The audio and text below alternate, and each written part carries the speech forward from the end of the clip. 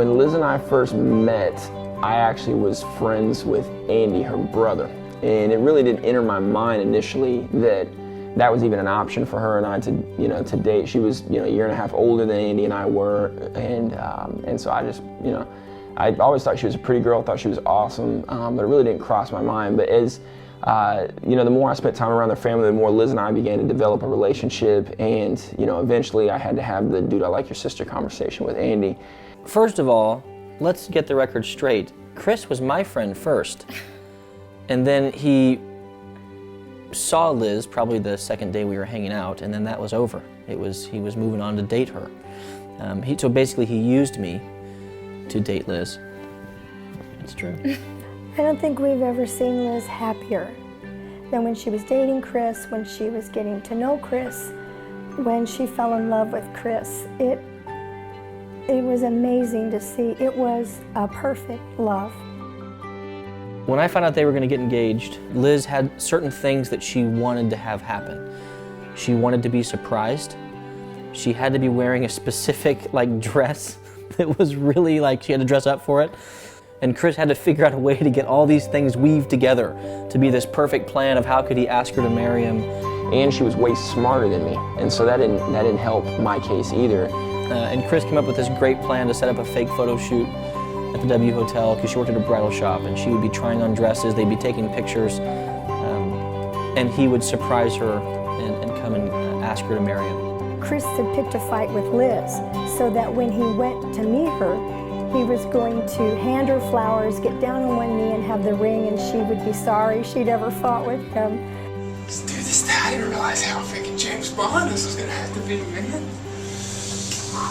And I had these 3 roses represent this, this, and this, and I was gonna present them to Liz and give them to her, and then kneel down and give her the ring. And so I remember getting up there, walking up, seeing her. So when she turned around, she actually was ugh, she thought I was bringing roses to apologize. And so she goes, "Well, thanks, but I'm in the middle of a photo shoot." She handed him back. She was like, "Okay, that's nice," and handed him back because she didn't want that to get in the way of the photo shoot. To this day, I do not remember what those 3 roses represented. I completely forgot 100% what those roses even meant. So I literally just looked at her, and I just knelt down, and I just knelt down on my knee. The problem is, I knelt down before I got the ring out of my pocket. And so, I knelt down, and then I'm just trying to get this ring out of my freaking dress pants. And so I kind of had to hop back up, pull it out, and then kneel back down. And so it was pretty funny. And so anyways, as soon as she realized what was happening, she started crying like crazy. And it was just it was an incredible moment. And then we got to have just such an awesome time, there.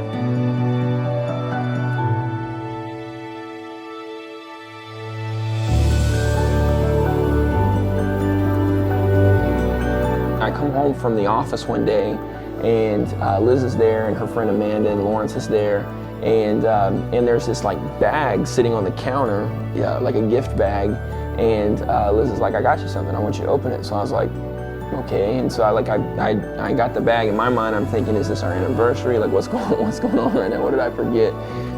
But so I open this bag and I pull out this onesie, and it says "Awesome like my daddy" on the front. And I'm pretty sure I remember being "Shut up, shut your face, there's no way this is, are you pregnant?" Oh my, I couldn't believe it. And we were shocked for about a day or two, and but we quickly got really excited, and we're excited to be parents. I called Liz that day because I knew things weren't going well. There was concern. And she had just left the doctor's office, and all she could say was, I'm not pregnant anymore." And she was crying, and she said, "I'm at the office, and I'm gonna be with Chris right now." And she and Chris just went home and spent the whole weekend just holding each other. It was so devastating to them, but they had each other, and that's what got them through. Pretty quickly, as soon as, everything was okay, we started trying again. And so, within just a short amount of time, you know, we found out that that Liz was pregnant, and I remember she had waited and she had gotten like a sonogram picture, and so she gave me the, you know, she had the pictures out and stuff like that. And so when I saw him, it was, you know, I was overjoyed, super excited, and again, everything was going, you know, perfectly according to how we had planned it. It was week 18, and so we're going in to hear the heartbeat again. And then I remember that next morning they called us back and they said, hey, you know, nothing we don't know to be alarmed, you know, of yet, but just something came back irregular. We want you to come in. We want to do another test. So, you know, the doctor, you know, immediately came out and you know, told us to follow her to the back. And so we, you know, we walk back there. We don't go to like an exam room. We don't go anywhere like that. We go directly to her office, and she sits behind her desk, and we sit down in 2 chairs, and she says, I have some really bad news for you. And we were kind of like, okay, you know, we didn't know if she was about to tell us, you know, you're not going to be able to keep this baby, or, you know, exactly what she said, but she said, you have cancer. It's almost like a cloud instantly went in my head, where it's like I was hearing what she was saying, but I was so like in a state of like lost emotion that I literally was kind of like floating through the rest of the conversation, because I was just like, what does this mean? Like, okay, what's gonna happen? What's, you know, all this? It was almost like I was just like in a state of like fear and just like a complete lack of control. And then we came back the next day for a consult with the oncologist, and it was at that point that that he basically laid out for us what our options were. He recommended that we, you know, terminate the pregnancy, and that we start treatment immediately, that it was serious. So basically we go home, and obviously we, you know, call her parents, we call her, you know, the rest of the family, and we tell everybody. And Liz started out by saying, Dad, I just want to tell you something. And I said, what, honey? And she said, I just found out today that I have cancer. It was one of those surreal moments, because knowing Liz and being the athlete that she was, I couldn't believe what I was hearing. I just never expected her to be the one to get cancer.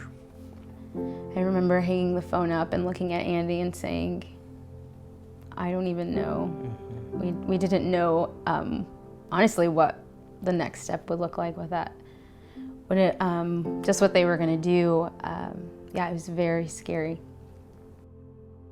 It's the phone call no parent ever wants to get. It changes everything.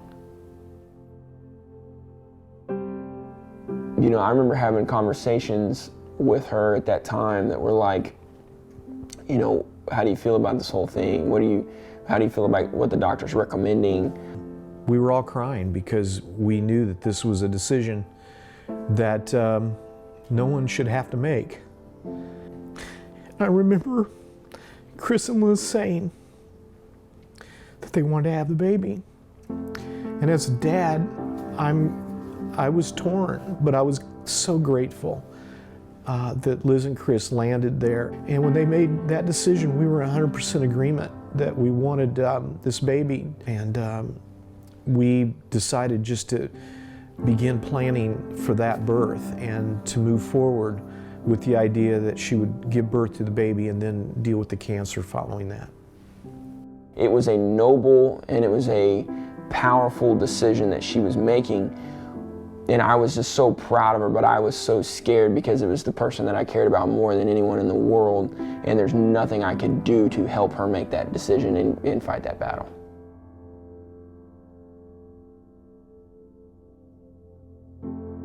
And so I get this call from her friend, Amanda, and she says, hey, Liz isn't doing too good. We're going to, you know, I think we need to take her into the hospital. Do you want us to come by and pick you up at the office on our way and you go with us? And I was like, well, yeah, pick me up. Like, I want to go with you guys. And so, so about 10 to 15 minutes later, I get another phone call from Amanda that says, hey, just meet us at the hospital. We're headed there right now. I just dropped everything because I knew it was like serious. And so I sprinted out of the office, rushed down the elevator, hopped in my car, and like flew to the hospital, and I beat them to the hospital. And so I'm like sitting there waiting on them just anxiously, and they pull up, and basically what had happened is Liz's water had broke, but it was so early on that that nobody really knew what had happened, and the reason that it broke is because she had some type of infection. So it was just a bunch of crazy things going on, and so I remember they rush us in, and long story short, they say, you're having this baby like right now. So as soon as they pull Sophie out, everybody rushed to this table, and they were just working on her. It was silent. There was no crying, there's no nothing, and I was just standing in the back just waiting to find out, is this baby alive? And everybody just kind of like had a sigh of relief, and I could tell that just the tension in the group just kind of let off, and so they motioned for me to come over there. So I go over, and Sophie's in this, like, it looks like a Ziploc bag with just her little head sticking out and this big thing on her head and all this, and they're rubbing her, and she was alive. Right then they basically like put her in the cube, this big cube thing, and then they wheel her over by Liz. Liz is able just to kind of like, look over at her, look kind of at the cube. She kind of stuck her hand in there a little bit, and then off we went to the NICU. And the next day we got to see our tiny 2-pound, 5-ounce baby in the NICU, and we were so nervous, but she was a fighter from the beginning breath that she took. She was a fighter, just like Liz, and we knew she was going to be okay. Love you so much, so. Oh, hi. Quickly, we learned that the cancer had progressed since Liz waited, and she had Sophie, and that's good, but the cancer had spread a little bit, so she needed to start doing treatment right away. And Chris and Liz had talked about it again. They were together, they were unified, they prayed, and their best choice was going to a clinic in Phoenix, a special clinic there that would help tailor treatment to Liz, tailor it to what she needed.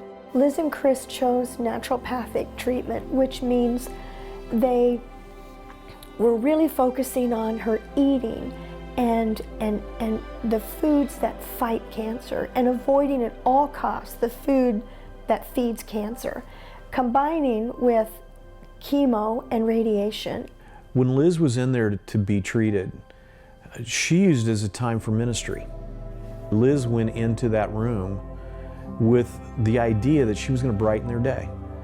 Even though she was dealing with her own pain and her own struggle, you really didn't know it because she was so positive. She was so upbeat with the people around her, and she touched people.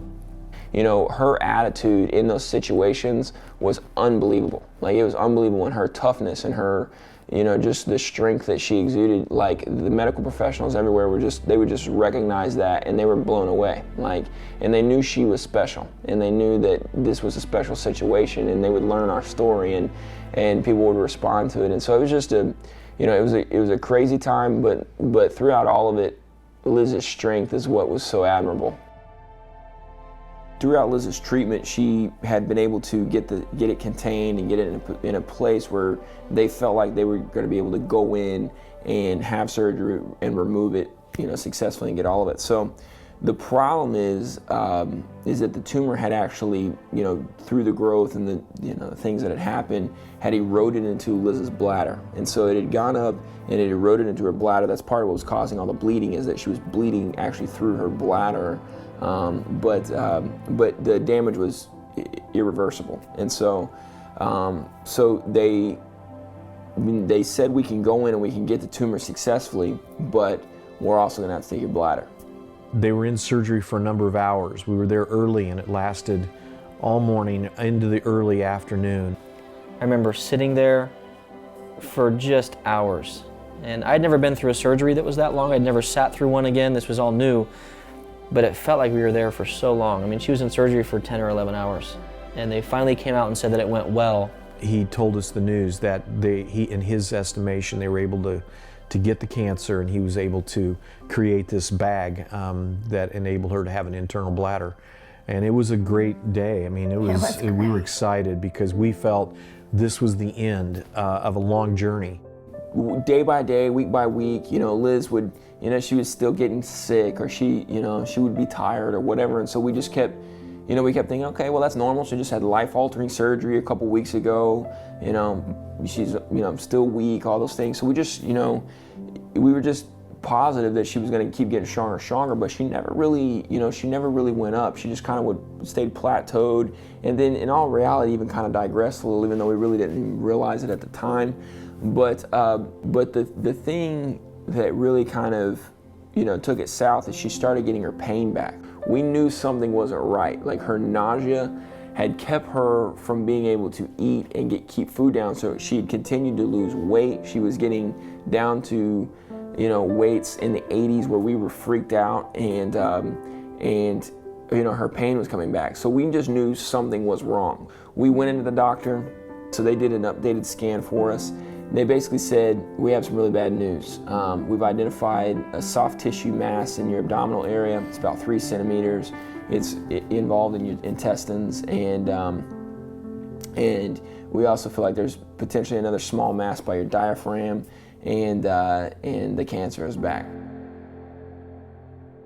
We had a group of friends to our house, and we said we just need to have fun, and we don't want to talk about cancer, and we don't want to think about cancer. We just want to have fun.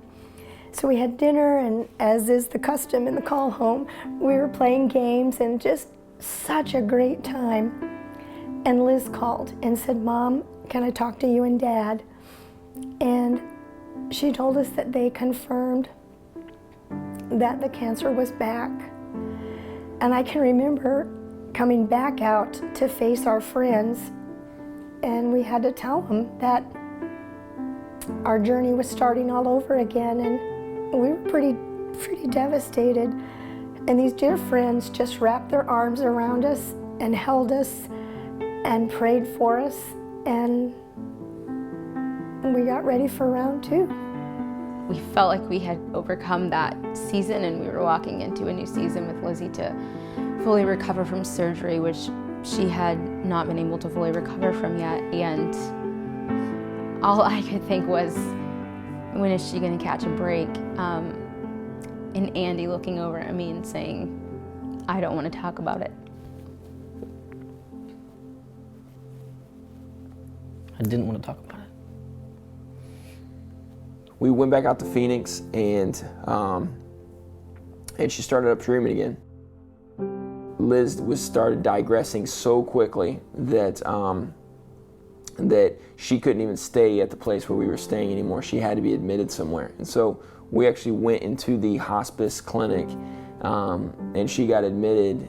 I remember looking to her eyes, and her eyes were basically sunken back into her head, and she was more skinny than I had ever seen her, and she was just gray. And I was so stricken with fear. I didn't let it show, but I was like, we're in trouble. Like, we are in trouble. Like, she is not good. And so I remember sitting down talking with her, and she was positive. She was like, "Why are you here? You did not have to come back. You could stay home and work. I'm fine. I'm taking care of myself." And she was just being so strong and so positive and so independent. And so we talked, tried to laugh, tried to make light of the situation, joke, do all that. We didn't get to talk to the doctor until that next morning. He talks with Liz, checks her out, listens to her heart, listens to her stomach. It was one of the craziest things, but he basically put his hand on my shoulder and he said, "You need to know that your wife's not going to live more than 2 or 3 weeks, and there's nothing we can do about that." And he said, "It doesn't matter what you do at this point. It doesn't matter what she eats. It doesn't matter what's going to happen. Her system is compromised." He's like, she can't, her body can't do what you're wanting it to do. It's irreversible." And it was funny because she opens the door and she comes around the corner of the door, little bitty frail Lizzie, and she goes, "Don't listen to that crap." She goes, "Let's get the heck out of here. Let's blow this popsicle stand," is literally what she said. Really over the next couple of days, she digressed pretty fast. And that was tough to watch. We as soon as we left that day, we called Dana, Marlene, we called Andy and Abby. I thought we were going to make it in plenty of time, and we didn't. We got there, and I was able to see her in a few moments of her having her eyes open and trying to respond. And I'm so thankful. It's so hard, but I'm so thankful that I was able to, in a moment of her having her eyes open a little bit, I was able to say, "I love you, Lizzie." And she said, "I love you." And she heard me, which is big. got to say goodbye. We were on speakerphone and just was letting Liz know how excited we were to see her and that we would be with her that night. And Liz, we asked Liz, how you doing? And she said she was doing great. Hey baby, how you doing? Hey, I'm doing awesome. How are you? I'm doing terrific. I'm so excited to see you. Yeah, me too. We'll be there a little bit later because we got the flight we can get, and we'll probably be there around 11 or 11:30 tonight. Okay. That's awesome. Thanks, Okay. guys, for coming. But we're going to come straight there, okay? Awesome. I can't wait. We're going to have so much fun. And she said, we're going to have so much fun. She was still worried about us. And she was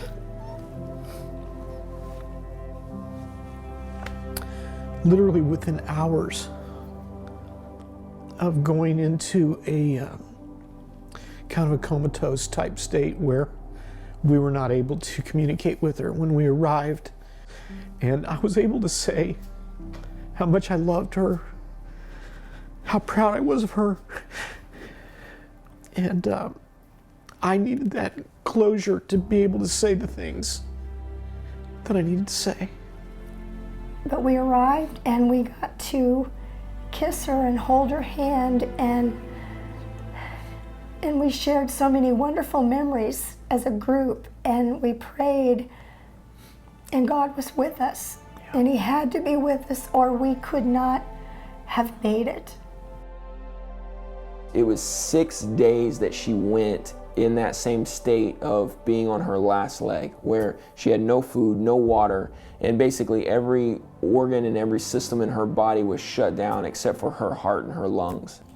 We had rushed to the hospital, I think, 2 different times to be there, to be with them, and Liz just kept pushing through, and She wasn't giving up. no, and so I just kept thinking, man, maybe she's gonna come out on the other end of this, she's gonna come out on the other end. And then we got the phone call Monday morning, and It was like 6:50. My dad called and said, emotionally, Liz passed away. It's over. They say you want the people that know you the best to respect you the most. I've seen Liz in every situation. I've seen Liz in every setting. I've seen Liz in every emotion. I've seen Liz in every state. And I saw her when she was dressed up pretty on Sunday morning, and I saw her when she was thrown up on her knees in a hospital room and alone. There's not another human being on the planet that I respect more than Liz. when I was around Liz, it was like, wow, like I really do not see things on the positive end the way she saw everything. And when I think of what she left the most for me was that, to see life glass half full. Liz, even through cancer, even through pain, you thought of others first. She had the ability to make you feel like you were the most important person in the world. She was a gentle, sweet spirit who genuinely loved me and made me feel, she made me better.